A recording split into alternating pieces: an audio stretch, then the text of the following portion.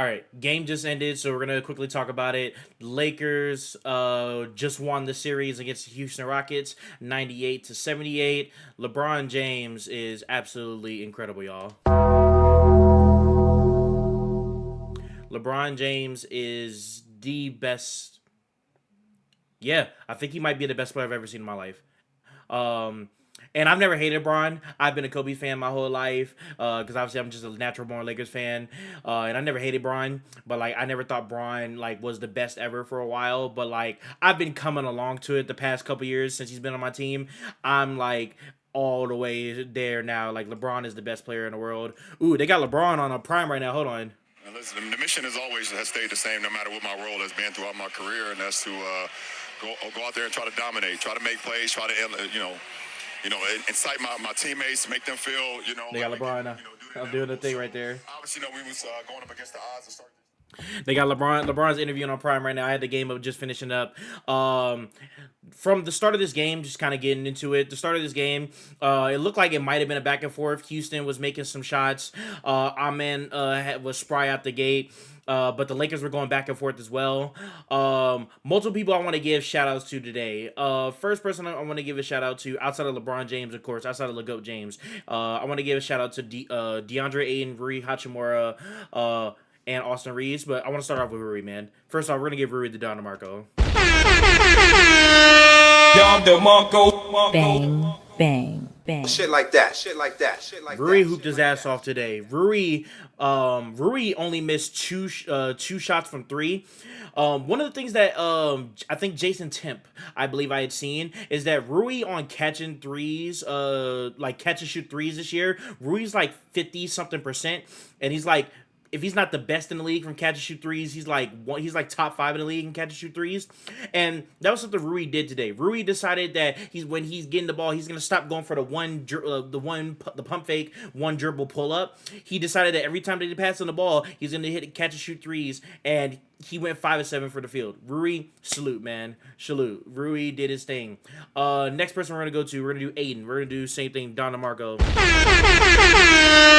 Don DeMarco. Bang, bang, bang. Shit like that. Shit like that. Shit like Aiden that. hooped his ass off all the way too. Aiden didn't have the good game from like the box score wise, like as far as like numbers when you're talking about like, oh, did he like have like 20 and 10 or anything like that? No, Aiden didn't have that, but Aiden had.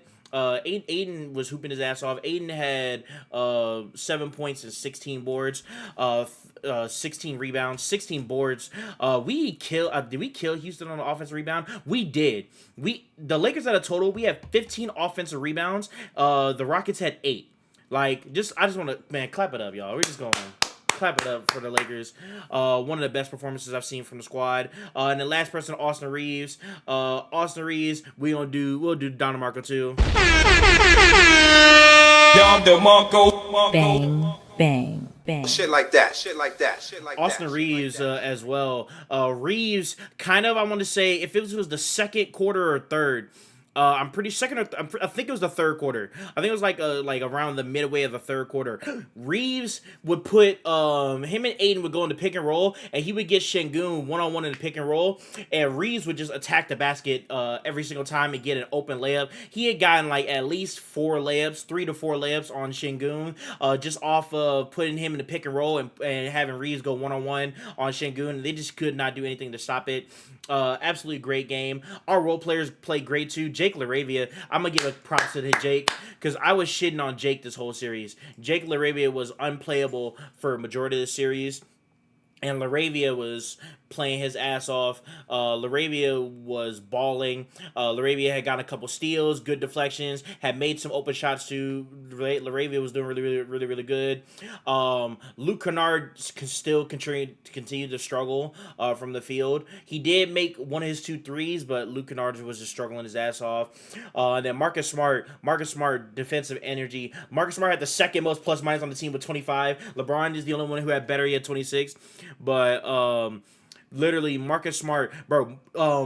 What's his name? Tari Eason. There was a play. Tari Eason was going up, about to do a 2-hand jam on Marcus Smart. Marcus Smart swatted that shit and got that shit and said, "Get that shit the fuck up out of here." Marcus was absolutely huge. For stocks, he had 4 stocks, man. bro, Marcus Smart, Hall of Famer, man, Hall of Fame player. Marcus Smart's one of the ones. Great win for the Lakers there.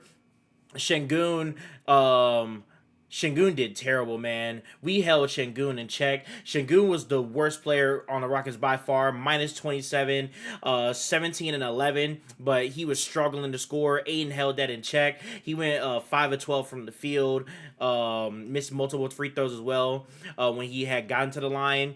Man, he was not doing well. Jabari and Amen also held him in check as well. Amen. Evil Twin's my guy. I love Evil Twin. That's what we call it. That's what I got it from. I got it from Brett Siegel. I think is NBA Twitter. And he gave Amen the nickname Evil Twin. I love Evil Twin. Evil Twin's team Watch Two Shadows, but Evil Twin's got to figure something out, man, because otherwise it's just gonna be continue to be bad for them. Because if he's not gonna make your threes, or if he's not even going to really shoot threes, man, it's just not going to go well for them at all. He's got to be able to shoot. Reed Shepherd was dog shit this game. 1 for 10 from 3. Great defense for the Lakers. Jabari Smith was 1 for 6. Tari Eason made the most threes on the team, went 2 of 7. But Tari Eason was also getting abused by LeBron all night long. Dorian Finney-Smith gave them nothing off the bench. You know what I noticed? Okay, I'm not going to lie. I see, man, Jayshawn Tate was plus 10 in his minutes.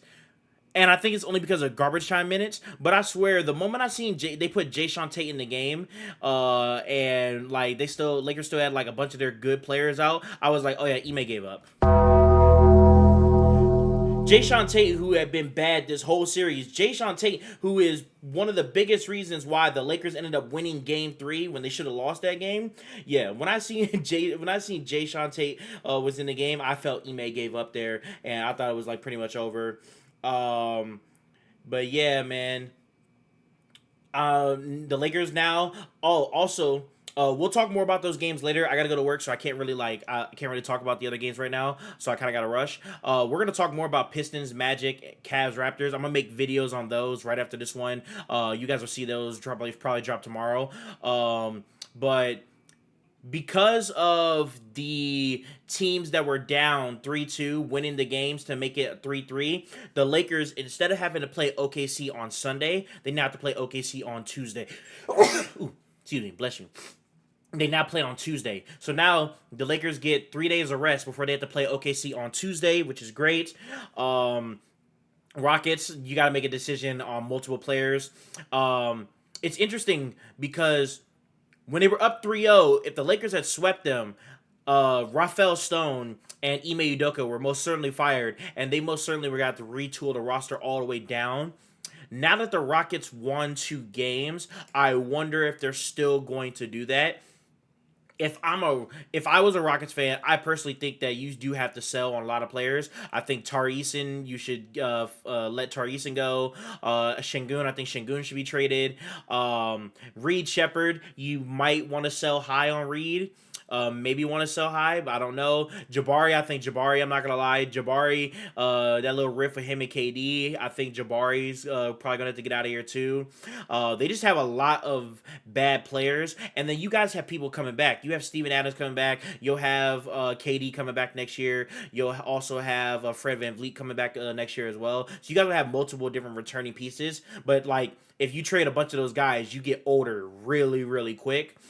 And then you're not going to have a pick in this upcoming draft, this generational draft class that's happening here. You're not going to have a lottery pick in this draft. I don't even think you have a first-round pick this year at all because of all the trades you did. So I think you're out of first-round picks this year, if I'm not mistaken. So, yeah, the Rockets got to figure out what they're going to have to do during the summer. And it's going to have to start with if they're going to keep Ime and if they're going to fire Rafael Stone. Lakers, you got to focus on trying to get Luka healthy. I'm not going to lie, from what the reports are saying, Luka could come back Game 3, but he might not come back until Game 4. Lakers, you're going to have to, when Luka comes back, if Luca comes back game 3, you gotta find a way to steal one on the road. They don't have J Dub. They're gonna rely pretty much all the offense on SGA and Chet. So you're gonna have to pretty much, if SGA is gonna get 40, you got to make sure you limit the others from not contributing. With Hart and Chet getting offensive rebounds and boards, and obviously not leaving open shooters with like Isaiah Joe, Casey Wallace, and them guys. Lou Dort scares me in a series because Lou Dort is going to do some shenanigans and could really hurt somebody. So I'm very terrified of Lou Dort in this series, especially with Austin just coming back. And even with Luca coming back, I am terrified of what Lou Dort's going to do. But Marcus Smart's also a game record too, so Marcus Smart might be the answer for that. The Lou Dort shenanigans. Who knows there? But Lakers, you're gonna have to have all hands on deck. Everybody's gonna have to offensive rebound. Your offense is gonna have to be way better. Everybody's gonna have to make shots. We cannot be doing a bunch of contested shots. We got to get a bunch of good shots against OKC. We're gonna have to figure out ways to counter that double big lineup and that single big lineup. SGA is the best player in the world. So SGA, I think, is just going to get his shots off. But you guys are going to have to figure a way to counteract that and gonna kind of go from there. I Early predictions. My heart wants Lakers in 7. My head is telling me OKC in 4. And the reason why I'm saying 4, not 5, is because Luka, I don't think he's coming back till later in the series. And there was a graph I seen the other day where, like, when it came to like turnover differential in the playoffs, OKC was at the bottom and the Lakers was at the top. And Lakers are turning the ball over nasty amounts, and we've been turning the ball over a lot against Houston, and we're probably going to do it again against OKC. And if we do that against OKC, they are going to blow us out the water. So limit turnovers, got to make shots on offense, and gotta match SGA when he goes off. Reeves, Braun got to try their best to match SGA, limit Chet, everybody else from going off. So that's early series preview, but they play on Tuesday. Yep, they play on Tuesday. So go get your rest, Lakers, and let's kind of lock in from there. Tomorrow 76ers and Celtics playing Game 7. But also, like I said, I'm going to talk about Pistons, Magic, that insane collapse over there, and I'm going to talk about Raptors, Cavaliers tomorrow as well. I have separate videos on those. Thank you guys for watching, everybody. My name is Watu Shadows. See you guys in the next one.